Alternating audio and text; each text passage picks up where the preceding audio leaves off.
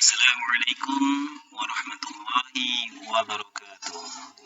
Baik, kita lanjutkan pembelajaran i'rab dan insyaallah kita di kesempatan kali ini akan coba latihan menerapkan pembelajaran kita di video sebelumnya terkait i'rab. Baik, ini ada sebuah hadis. Jadi kita baca dulu. Farada Rasulullah sallallahu alaihi wasallam zakatal fitri tuhrata lis-shaim minal lagwi war-rafathi wa tu'mata lil masakin. Sekali lagi, farada Rasulullah sallallahu alaihi wasallam zakatal fitri tuhrata lis-shaim minal lagwi war-rafathi wa tu'mata lil masakin. Baik, kita akan i'rabkan kata per kata atau kalimah per kalimah. Nah, ini farada Rasulullah sampai dengan lil masakin itu kita sebut dengan jumlah. Nah, di sini jumlah dalam artian kalimat ya. Baik, kita ambil dari kata farada. Farada ini kalau kita mau definisikan atau kita terjemahkan, ini berarti farada Rasulullah artinya mewajibkan. Berarti di sini lebih ke arah kategorinya dia isim, fi'il, atau huruf. Jadi pertanyaan pertama ini termasuk kategori isim, fi'il, atau huruf. Ini termasuk kategori fi'il. Kenapa dia termasuk fi'il? Karena posisinya di sini tidak memiliki alif lam, tidak bertanwin, tidak didahului dengan harfu jar, tidak didahului dengan harfu nida. Jadi ini kemungkinan fi'il. Kalaupun huruf itu tidak mungkin karena farodo tadi dari arti pun kita terjemahkan mewajibkan. Jadi sementara kita kategorikan ini fi'il. Fi'ilnya ini sebetulnya fi'il yang bermakna lampau. Jadi kita fokus saja dulu karena ini masih awal-awal tahap pemula. Jadi kita fokus dulu membedakan isim, fi'il, atau huruf. Farodo itu fi'il.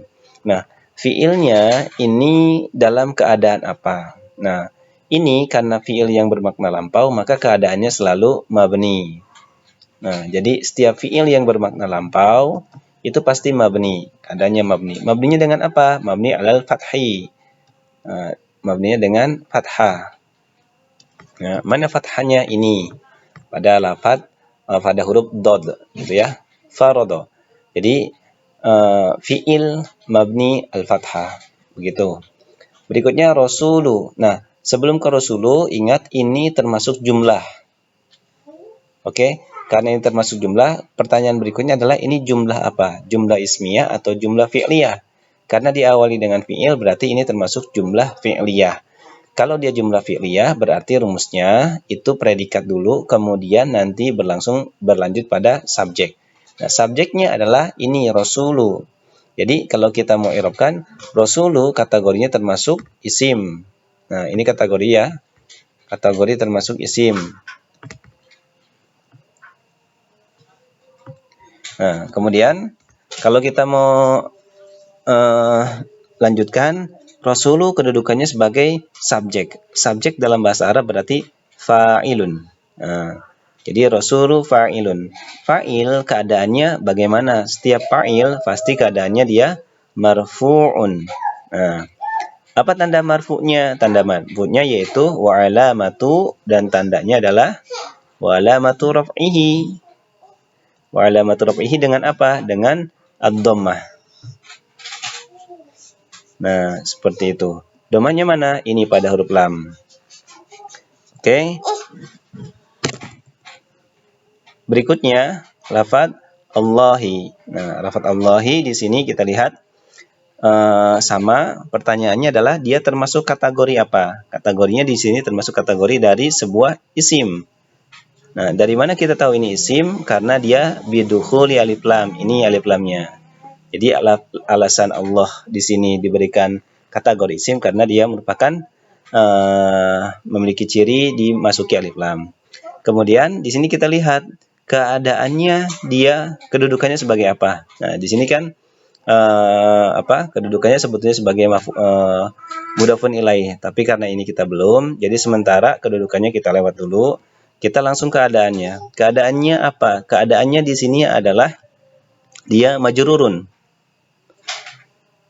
Majrurun. Dari mana kita tahu majrur? Karena dia punya tanda majrurnya, yaitu wa alamatu jarrihi, yaitu dengan al-kasroh. Ini kasrohnya. Nah, al-kasroh. Nah, seperti itu. Baik, berikutnya lafaz sholla.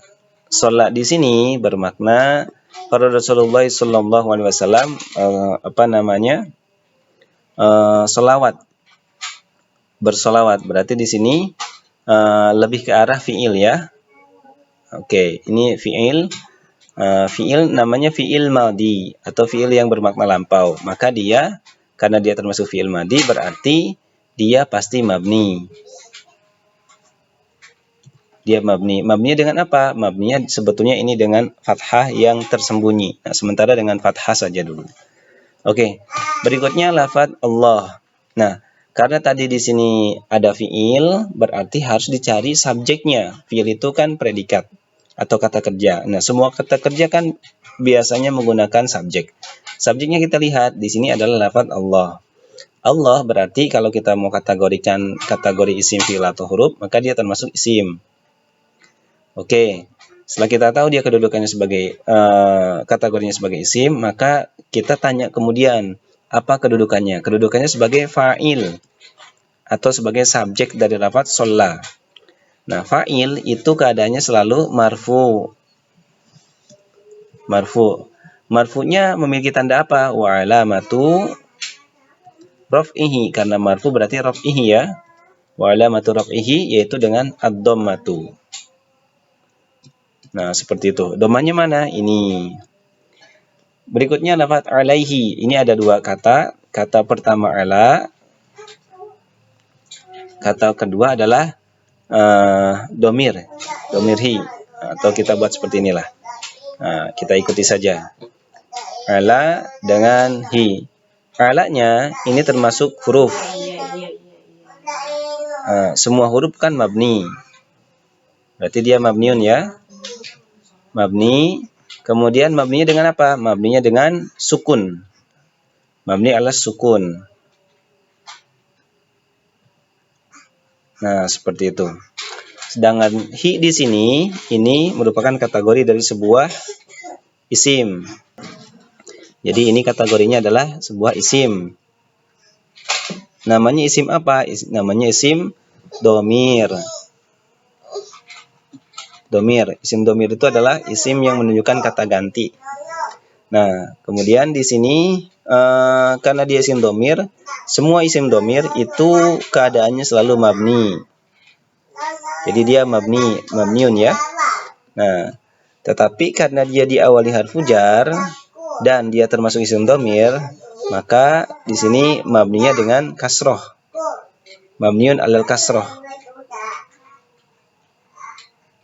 Nah, mabni alal kasroh. Oke. Nah, mabninya dengan kasroh. Kemudian yang perlu kita ingat, karena semua isim domir itu menempati tempat, maka kita boleh tambahkan di sini. Kita tambahkan di sini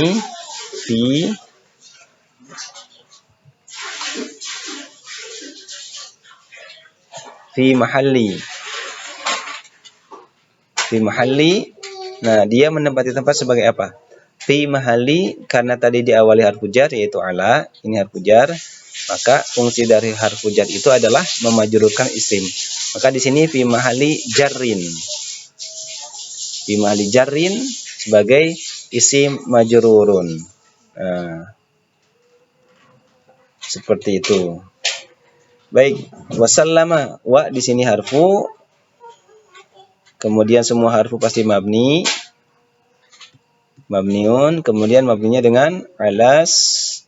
Mabninya dengan apa? Alas suku alal fathi.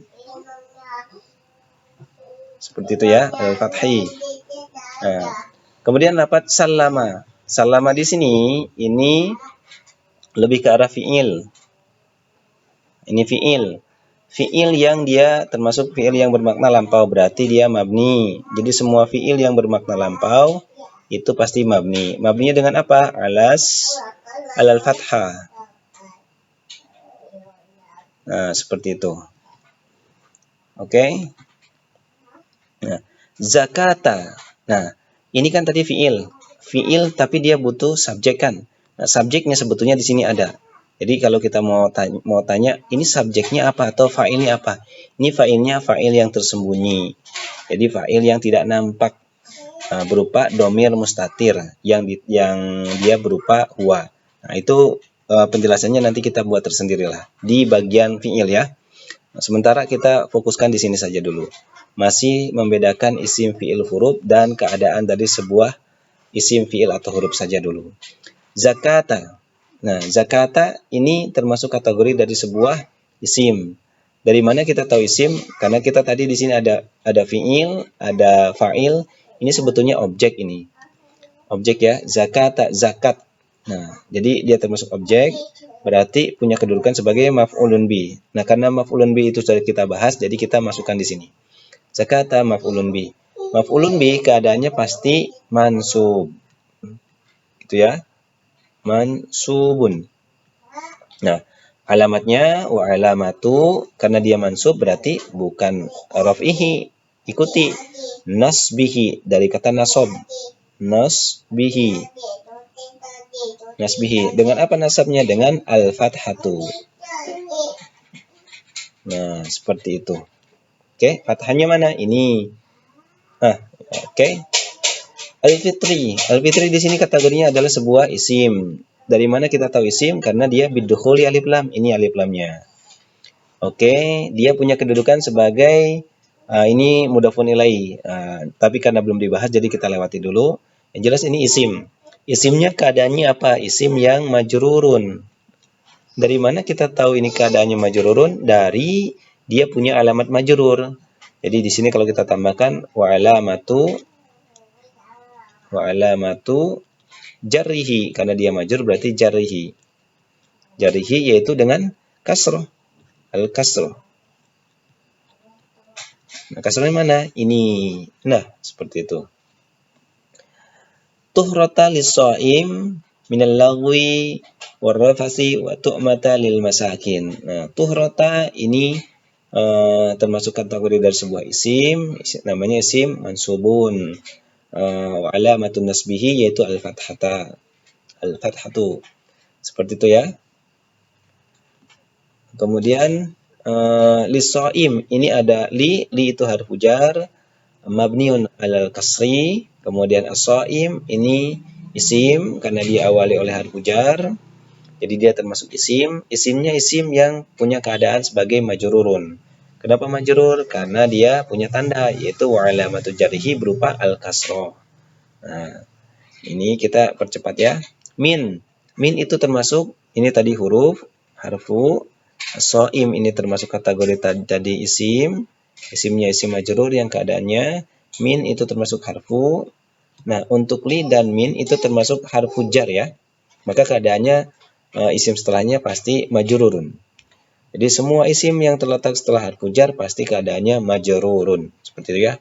Alamat jarnya adalah nanti bisa kasroh. Lagwi berarti di sini isim ya. Dia isim. Isimnya isim majrur. Majrur karena dia diawali harfu jar. Adapun dia dikatakan isim, kategori isim karena dia diawali harfu jar dan punya ini alif lam. Oke. Tambahannya di sini wa alamatu jarrihi. Jarrihi berupa al-kasrah. Nah, seperti itu. Warrafasi wa-nya itu harfu mabniun alal fathi. Ar-rafasi di sini adalah isimnya isim yang majrurun. Wa alamatu jarrihi al-kasrah. Nah, seperti itu ya. Kita percepat. Wa-nya juga sama, harfu mabniun alal fathi. Tu'mata ini isim, namanya isim yang mansubun. Wa alamatu nasbihi al-fathatu. Lil masakin, li-nya harfu, namanya harfu jar, berarti dia mabniun alal kasri. Al-muslim al-masakin itu termasuk isim. Jadi ini termasuk isim kategorinya. Isimnya isim yang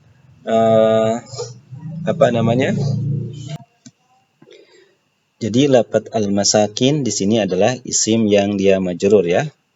Baik, demikian terima kasih. Semoga bermanfaat. Wassalamualaikum warahmatullahi wabarakatuh.